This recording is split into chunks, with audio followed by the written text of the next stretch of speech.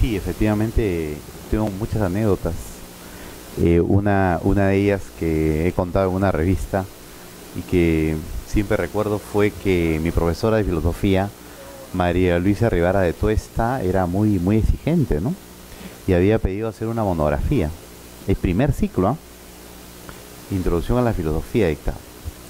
Y entonces a mí se me había metido a la cabeza la filosofía de Schopenhauer. Había llegado a Schopenhauer. En fin, mi padre tenía libros, ¿no? Tiene libros, me ofreció una gran biblioteca desde muy pequeño y había pues un libro de Schopenhauer, ¿no? Que se llamaba El amor, las mujeres y la muerte, me acuerdo que en la editorial Thor, me acuerdo, esa editorial, ¿no? ¿Te acuerdas de esa editorial? Publicaba cosas interesantes, es una edición muy popular, ¿no?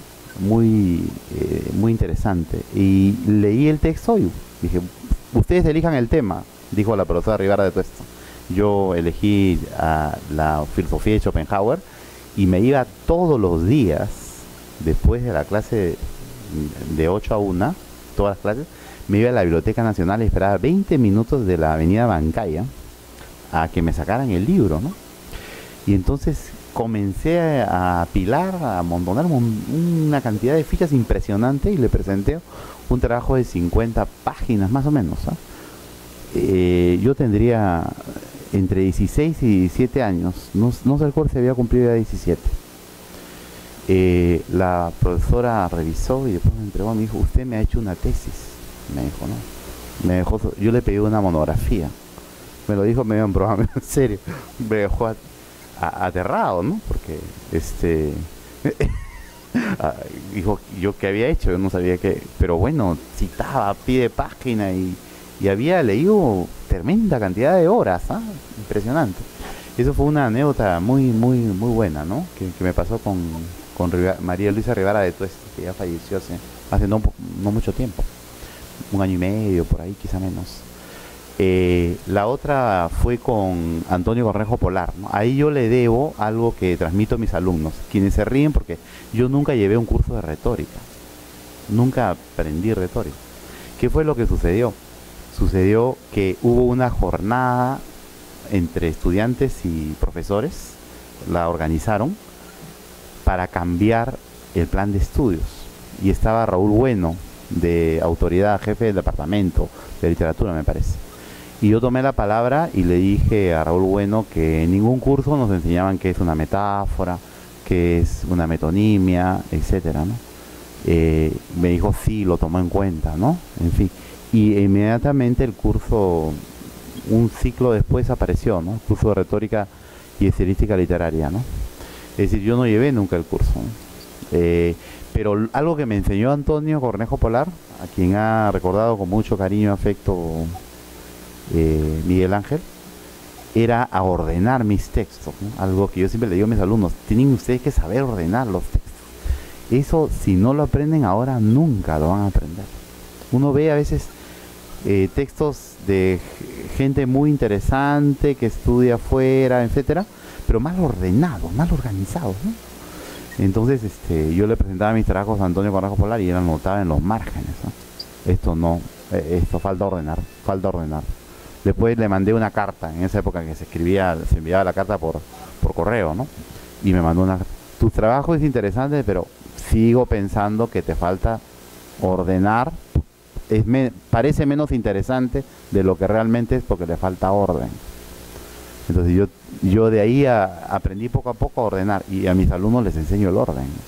Parece mentira, es un aspecto importante. Y quería recordar también a otro profesor que no fue mi profesor, pero a quien recuerdo con mucho cariño, que fue David Sobrevilla.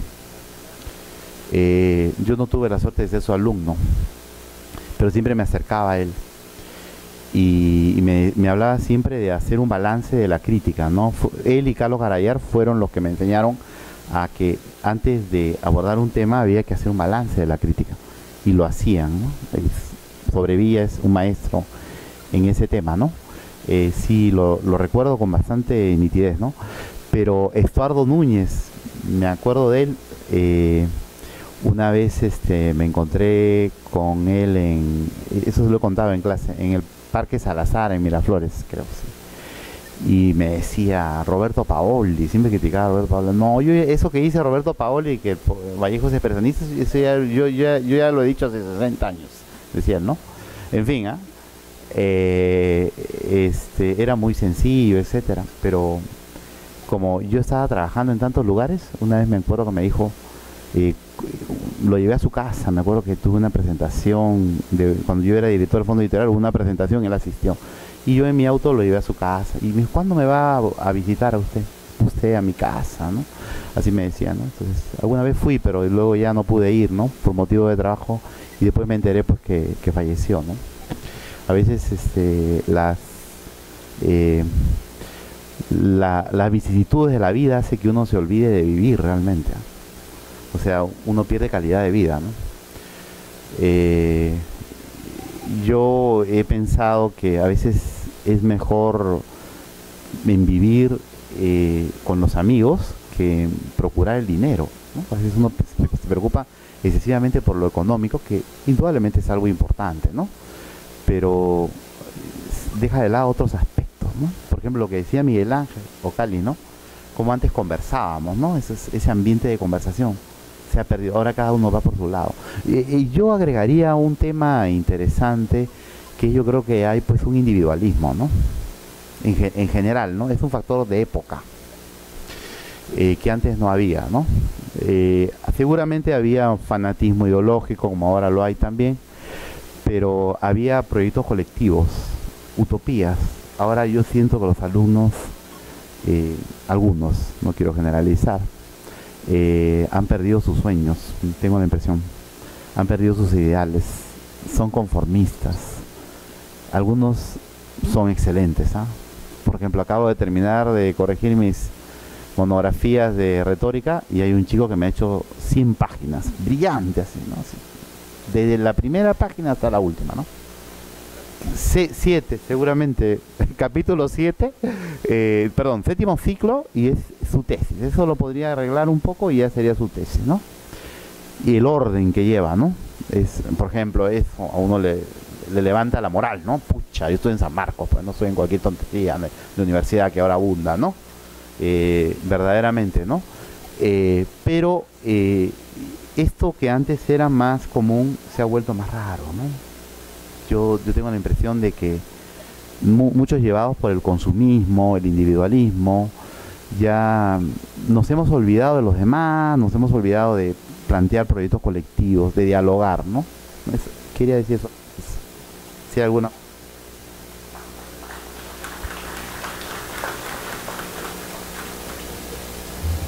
Bueno, yo también voy a recordar algunas cosas. Ustedes saben, una de las imágenes que tengo más grabadas yo de esa relación con los amigos de San Marcos es cuando estábamos igual que muchos de ustedes, ahí al costado de la escalera, en el patio de letras, frente a donde eran las fotocopias, antes, del otro lado, ¿no? Y la discusión, a veces yo llegaba, yo menor, pues yo discutía menos, yo escuchaba más, pero veía a Carlos García y a Miguel Ángel, y a estos se están matando, ahorita se pegan, ¿no? Pero no, ¿cómo no? Pues mira, ¿cómo? Esto no es así, es así. Y Camilo intervenía con siempre el dato preciso, muy correcto, le decía, oye, pero espérate, tal cosa, no, así nada más apuntabas tú, pero estos dos parecía que se iban a matar.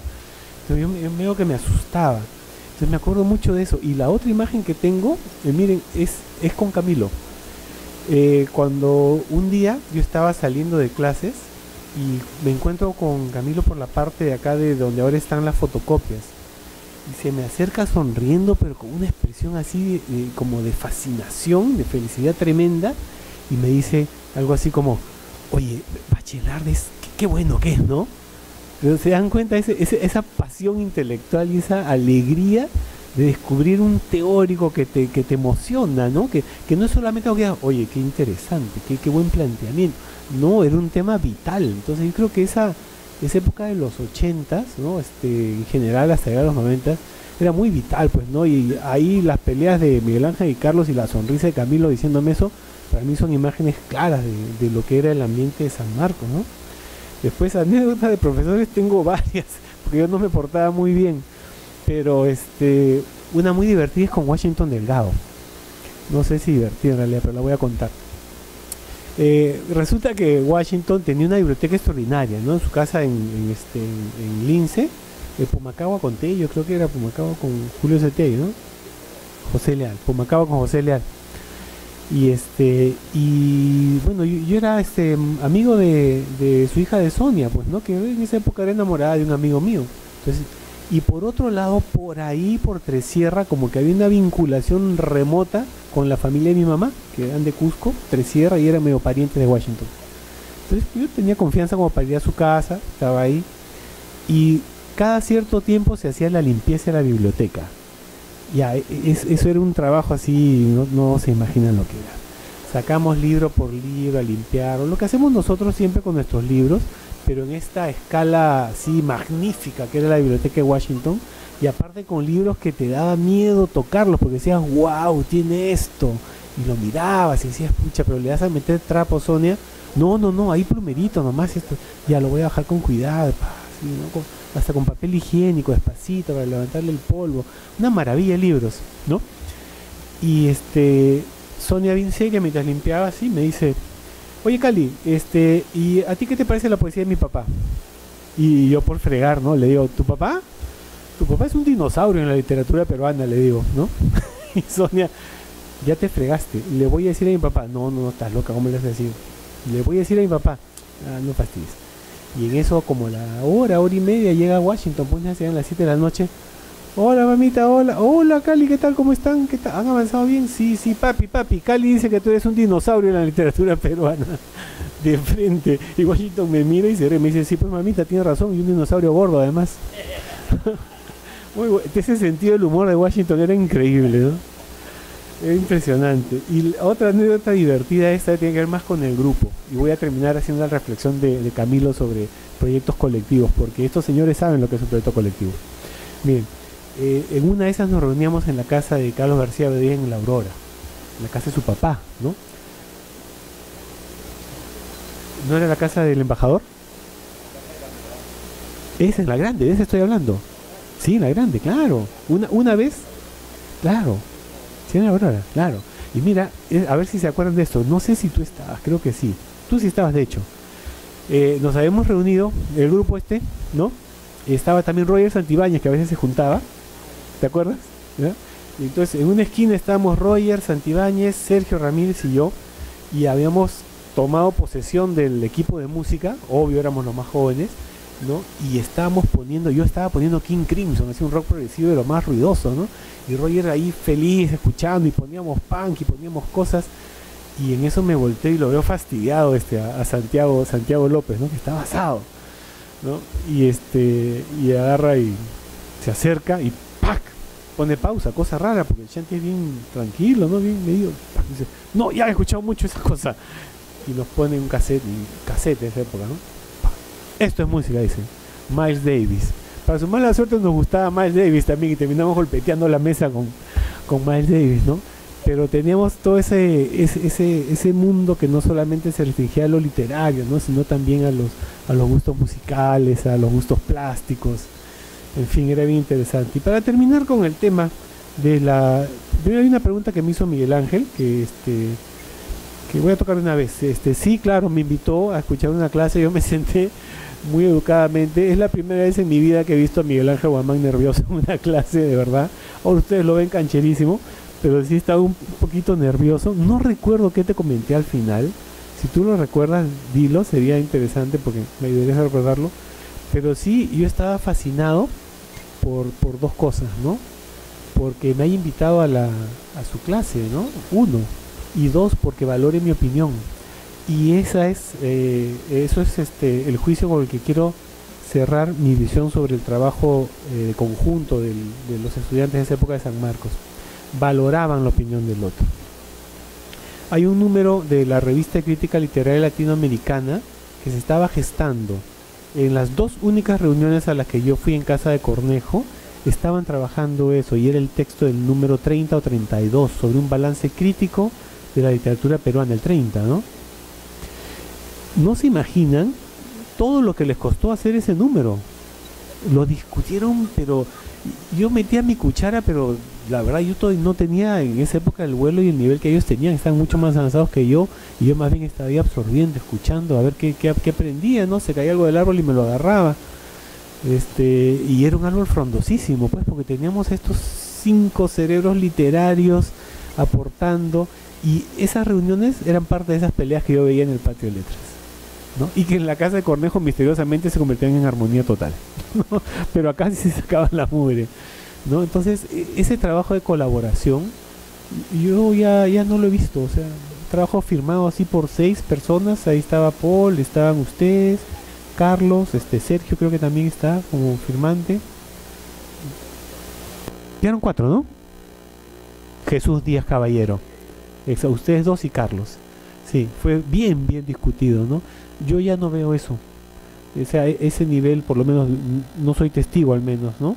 Pero tampoco veo que aparezcan colaboraciones de ese tipo. Sí encuentro libros que dicen editores, 3 nombres, ¿no? Pero creación conjunta, propuesta teórica conjunta de análisis. Yo creo que ese número fue un momento brillante. Yo sé que tienen ahora ustedes sus reparos, le harían cambios, pero es parte normal de la vida, ¿no? O sea, en cualquier momento queremos revisar lo que ya hicimos, ¿no?